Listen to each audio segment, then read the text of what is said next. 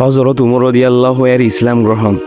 হযরত উমর রাদিয়াল্লাহু এর মন মুকুরে সর্বপ্রথম ঈমানের কিরণ ওই সময় বিস্ফোরিত হয়। যখন সময়টা ছিল আবিসিনিয়া হিজরতের, ওমর দেখছিলেন কুরাইশদের কিছু নারী মক্কা মুকাররমা থেকে হিজরতের প্রস্তুতি নিচ্ছে। তারা ওমর রাদিয়াল্লাহু ও তার মতো অনন্য লোকদের নির্যাতন নিপীড়নে ভীষণ উদ্বিগ্ন।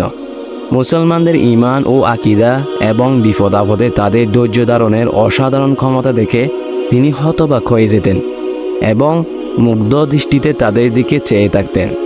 অধিকান্ত কোনো সময় জ্ঞানী ব্যক্তিদের মতো তার মনে তত্ত্ব চিন্তার উদ্রেক হতো। তিনি আপন খেয়ালে চিন্তা করতে থাকতেন নানা বিষয়, নানা কথা। কোনো সময় এটাও তার মনে হতো যে ইসলাম যে পথে সন্ধান দিচ্ছে, যে পথে চলার জন্য উদাত্ত আহ্বান জানাচ্ছে, সম্ভবত সেটাই উত্তম ও পবিত্রতম পথ। এই জন্যই প্রায় তিনি দ্বিধাদ্বন্দ্বে ভুগতেন। কোনো সময় বিচলিত বোধ করতেন, কখনো বা নিরুৎসাহিত বোধ করতেন। তিনি ভাবতেন পিতৃসহ ছেড়ে যাওয়া তারা আজ দূর কোথাও চলে যাচ্ছে। তাদের দেখে কোমল হাতে লাগলো ওমরের মন।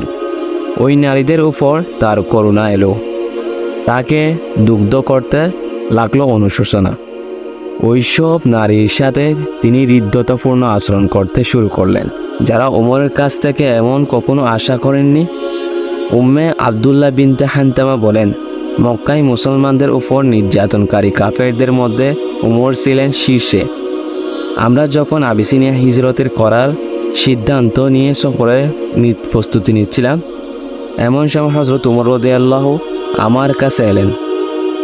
আমার স্বামী আমের ইবনে রাবিয়া বাইরে গিয়েছিলেন, শিশু আবদুল্লাহ বাইরে খেলছিল।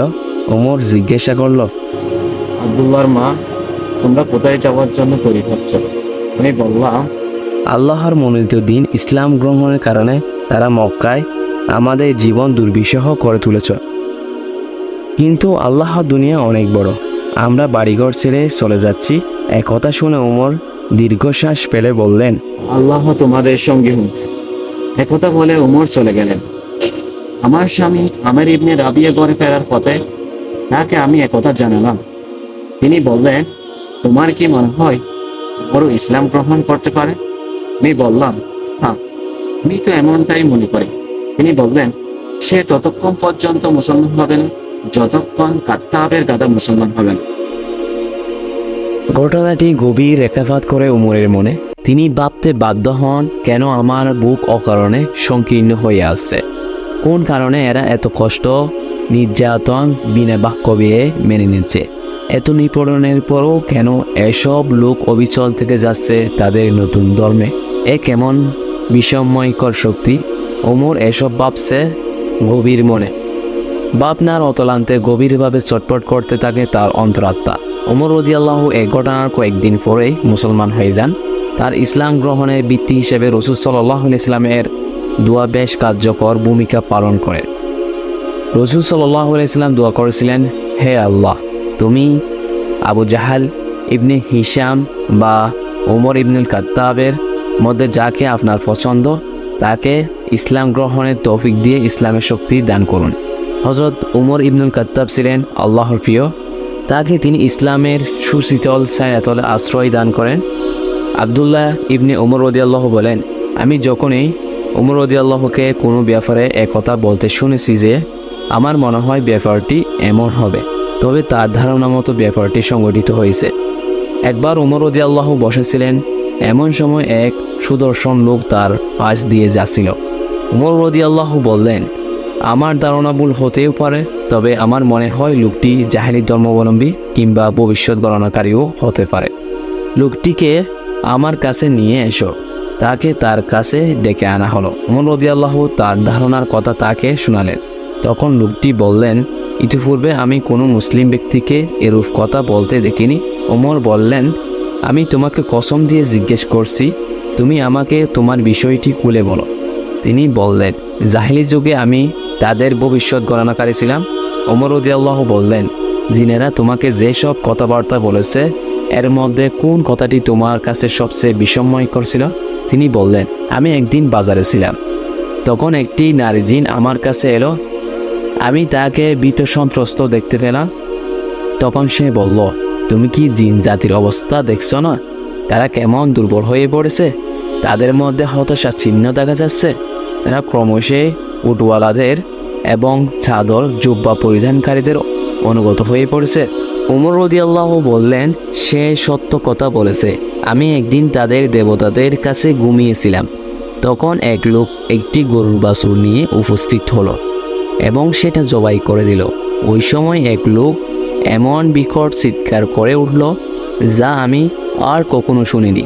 সে চিৎকার করে বলছিল, হে জালি, একটি সাধারণ কল্যাণময় ব্যাপার শীঘ্রই প্রকাশ লাভ করবে। তা হলো একজন শুদ্ধভাষী লোক বলবেন, লা ইলাহা ইল্লাল্লাহু। শুনে লোকজন ছুটাছুটি করে পালালো। আমি বললাম, এই ঘোষণার রহস্য অবশ্যই বের করব। তারপর আবার ঘোষণা দেয়া হলো যে, হে জালি, একটি সাধারণ ও কল্যাণময় ব্যাপার অতি শীঘ্রই প্রকাশ পাবে।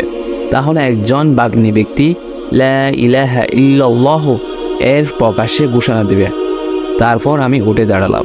এর কিছুদিন পরেই বলা হলো যে একজন নবীর আবির্ভাব ঘটেছে। একবার কুরাইশ নেতারা একটি সভায় সমবেত হয়। তারা নবী সাল্লাল্লাহু আলাইহি সাল্লামের ব্যাপারে বিভিন্ন রকম চিন্তা ভাবনা করতে থাকেন। এক পর্যায়ে বলে ওঠেন, কে আসো এমন যে মুহাম্মদকে হত্যার দায়িত্ব নিতে পারো? হযরত উমর রাদিয়াল্লাহু বলে উঠলেন, আমি এই দায়িত্ব গ্রহণ করলাম। নাউজুবিল্লাহ। এই ব্যাপারে সবাই সম্মতি প্রকাশ করলেন। ওমরের বোন ফাতেমা বিনতে কাব্বাব ও তার স্বামী সাঈদ ইবনে যায়েদ তখন আশ্রয় গ্রহণ করেছেন ইসলামের ছায়াতলে। ব্যাপারটা তারা উভয় ওমরের কাছ থেকে গোপন রেখেছেন। বনি আদি ইবনে কায়েব গোত্রের নাইব ইবনে আবদুল্লাহ নাহামু গোত্রের লোকদের বয়ে নিজের ইসলাম গ্রহণের কথা গোপন রাখেন। তিনি ছিলেন হযরত উমরের জাতিগোষ্ঠীভুক্ত। আরেকজন সাহাবী কাব্বাব ইবনুল আরাত ফাতেমা বিনতে কাব্বাবের কাছে মাঝে মাঝে তাকে কোরআন শরীফ পড়াতে আসতেন। একদিন উমর রাদিয়াল্লাহু তরবারি হাতে নিয়ে বেরিয়েছেন রাসূল সাল্লাল্লাহু আলাইহি ওয়াসাল্লাম তার মুটি কয়েক সাহাবীর সন্ধানে। তিনি আগেই জানতে পেরেছিলেন রাসূল সাল্লাল্লাহু আলাইহি সাল্লাম তার 40 জন নারী পুরুষ সহচরকে নিয়ে সাওয়া পর্বতের কাছে একটি বাড়িতে সমবেত হয়েছেন। সেখানে তার সাথে হামজা ইবনে আব্দুল মুত্তালিব রাদিয়াল্লাহু, আবু বকর সিদ্দিক রাদিয়াল্লাহু ও আলী ইবনে আবু তালিব রাদিয়াল্লাহু সহ সেই সব মুসলমান ছিলেন যারা আবিসিনিয়া না গিয়ে মক্কাতেই রাসূল সাল্লাল্লাহু আলাইহি সাল্লামের কাছে গিয়েছিলেন। নাইম ইবনে আব্দুল্লাহ ওমর রাদিয়াল্লাহু এর মুখোমুখি দাঁড়িয়ে জিজ্ঞেস করলেন, কোথায় যাচ্ছ ওমর? ওমর বললেন, আমি ওই বেদর্মী মুহাম্মদের সন্ধানে যাচ্ছি যে কুরাইশদের মধ্যে বিভেদ সৃষ্টি করেছে, তাদেরকে বেকুব সাব্যস্ত করেছে, তাদের ধর্মে নিন্দা করেছে এবং তাদের দেবদেবীদের গালি দিয়েছে। আমি তাকে হত্যা করব। নাইম তাকে বললেন, ওমর, তুমি নিশ্চয়ই আত্মপ্রবঞ্চিত হয়েছ। তুমি কি মনে করো উমরকে হত্যা করার পর বনু আব্দে মুনাফ তোমাকে ছেড়ে দেবে এবং তুমি অবাধে বিচরণ করতে পারবে? তুমি বরং নিজের ঘর সামলাও। এই আলোচনায় উত্তপ্ত বাক্য বিনিময় চলতে লাগলো উভয়ের মাঝে। উমর বললেন, আমার তো মনে হচ্ছে তুমিও বেদিন হয়ে গেছো। আমি যদি নিশ্চিত হতে পারি যে তুমি বেদিন, তাহলে এই তরবারি দিয়ে আগে তোমার মস্তক ছিন্ন করব। যখন নাইম ইবনে আব্দুল্লাহ দেখলেন ওমর তার প্রত্যয় থেকে ফিরে আসছে না, তখন তিনি বললেন, হে ওমর, আমি তোমাকে অবহিত করছি তোমার বোন এবং তার পরিবারের সবাই মুসলমান হয়ে গেছে। তুমি কেবল ভ্রষ্ট পথ আঁকড়ে ধরে আসো। একথা শুনে তৎক্ষণাৎ ওমর বললেন, আমাকে তাদের নাম বলো। নাইম বললেন, তোমার ভগ্নিপতি ও চাচাতো ভাই সাঈদ ইবনে যায়েদ ইবনে আমর এবং তোমার বোন ফাতেমা। হযরত উমর রাদিয়াল্লাহুর বোন ও ভগ্নিপতি মুসলমান হয়ে গেছে শুনে তার মাথায় আগুন চড়ে গেল। সঙ্গে সঙ্গে তিনি ছুটলেন বোন ও ভগ্নিপতির বাড়ির দিকে। তখন সেখানে কাব্বাব ইবনুল আরাতও উপস্থিত। তার কাছে পবিত্র কোরআনের অংশবিশেষ ছিল যা তিনি সাঈদ দম্পতিকে পড়াছিলেন। ওই অংশে সূরা তোহা লেখা ছিল। তারা ওমরের আগমন টের পেলেন। কাব্বাব তৎক্ষণাৎ আত্মগোপন করলেন ঘরের কোণায়। ফাতেমা কোরআন শরীফের অংশটুকু লুকিয়ে ফেললেন। ওমর ঘরে ঢোকার আগেই শুনছিলেন কাব্বাব কোরআন পড়ে তাদের দুইজনকে শোনাচ্ছেন। তিনি ঢুকেই বললেন, তোমরা কি যেন পড়ছিলে শুনলাম? সাঈদ ও ফাতেমা উভয়ই বললেন, তুমি কিছুই শুনোনি। উমর বললেন, আল্লাহর শপথ, আমি শুনেছি তোমরা মুহাম্মদের ধর্ম গ্রহণ করেছ এবং সেটাই অনুসরণ করে চলছ। একথা বলেই ভগ্নিপতি সাইদের দাড়ি ধরে ফেললেন। উভয়ের মধ্যে ধস্তাধস্তি শুরু হয়ে গেল। ওমর ছিলেন শক্তিশালী, তিনি ভগ্নিপতি সাইদকে মাটিতে ফেলে দিলেন এবং লাথি মারতে লাগলেন। ফাতেমা উঠে এসে স্বামীকে তার মারধর থেকে রক্ষা করার চেষ্টা করলেন। ওমর ফাতেমাকে এমন জোরে আঘাত করলেন যে তিনি আহত হলেন। বোন ক্রোধ ও আবেগ জড়িত কণ্ঠে বললেন, ওমর, তোমার ধর্ম ছাড়া অন্য ধর্ম যদি সত্য হয়, একথা বলে তিনি কালেমা শাহাদত পাঠ করলেন। আমি সাক্ষ্য প্রদান করছি যে আল্লাহ ছাড়া সত্যিকারের কোনো উপাস্য নেই এবং মুহাম্মদ সাল্লাল্লাহু আলাইহি ওয়াসাল্লাম তার বান্দা ও রাসূল। শাহাদাতে এই বাণী শোনা মাত্র ওমর রাদিয়াল্লাহু আনহু এর ভাবান্তর শুরু হয়ে গেল। তিনি তার বোনের রক্তাক্ত মুখমণ্ডল দেখে লজ্জিত হলেন। তারপর তিনি বোনকে ডেকে দয়া মিশ্রিত কণ্ঠে বললেন, তোমাদের কাছে যে বই কেনা আছে তা আমাকে একবার পড়তে দাও না দেখি। তার বোন বললেন, আমাদের আশঙ্কা হয় বইটা দিলে তুমি নষ্ট করে ফেলবে। ওমর দেবদেবীদের শপথ করে বললেন, তুমি ভয় পেও না, আমি ওটা পড়ে অবশ্যই ফিরিয়ে দেব। একথা শুনে বোনের মনে আশার সংসার হলো যে তিনি হয়তো ইসলাম গ্রহণ করবেন। তাই তিনি বললেন, ভাইজান, আপনি মুশরিক হওয়ার কারণে অপবিত্র। অথচ এই বই স্পষ্ট করতে হলে পবিত্রতা অর্জন করা প্রয়োজন। ওমর তৎক্ষণাৎ গিয়ে গোসল করে পবিত্র হয়ে এলেন। ফাতেমা এবার কোরআন শরীফ দিলেন। তাতে ছিল সূরা তাহা এবং অন্য একটি সূরা। কুলেই তিনি পড়তে লাগলেন, তাহা নাযালনা আলাইকাল কুরআন লিতাশকা ইল্লা তাযকিরাতাল লিমান ইয়াখশা তানজিলাম মিম্মান খালাকাল আরদা ওয়াস সামাওয়াতিল উলা الرحمن على العرش استوى له ما في السماوات وما في الأرض وما بينهما وما تحت الثرى وإن تجهروا بالقول فإنه يعلم السر وأخفى الله لا إله إلا هو له الأسماء الحسنى। তো হ্যাঁ, আমি তোমার প্রতি আল কোরআন এই জন্য নাজিল করিনি যে তুমি দুর্ভোগ পোহাবে, বরং যে বই করে তার জন্য উপদেশ স্বরূপ। যিনি জমি ও সহস্র আসমানসমূহ সৃষ্টি করেছেন তার কাছ থেকে উত্তীর্ণ, পরম করুণাময় আরশের উপর উঠেছেন। যা আছে আসমানসমূহ, জমিন ও এ দুইয়ের মধ্যবর্তী স্থানে এবং যা আছে মাটির নিচে সব তারই। আর যদি তুমি উচ্চস্বরে কথা বলো তবে তিনি গোপন ও অতি গোপন বিষয় জানেন। আল্লাহ, তিনি ছাড়া কোনো সত্য ইলাহ নেই, সুন্দর নামসমূহ তারই। এই আয়াতগুলো তেলাওয়াতের পর হযরত ওমর রাদিয়াল্লাহু আশ্চর্য হয়ে বললেন, কি সুন্দর কথা, কি মহান বাণী! এ বাণী থেকেই কুরাইশরা পালাচ্ছে। এরপর অনবরত তিনি পড়তেই চললেন। যখন আল্লাহর এই বাণী এলো, নিশ্চয় আমি আল্লাহ, আমি ছাড়া কোনো সত্য ইলাহ নেই, সুতরাং আমার ইবাদত করো এবং আমার শরণার্থে নামাজ কায়েম করো, নিশ্চয়ই কিয়ামত আসবে। আমি তা গোপন রাখতে চাই যাতে প্রত্যেককে সহিক চেষ্টা সাধনা অনুযায়ী প্রতিদান দেওয়া যায়। অতএব যে ব্যক্তি তার প্রতি ঈমান রাখে না এবং স্বয়ং প্রবৃত্তির অনুসরণ করে, সে যেন কিছুতেই তাতে ঈমান আনতে তোমাকে বাধা দিতে না পারে, অন্যথায় তুমি ধ্বংস হয়ে যাবে।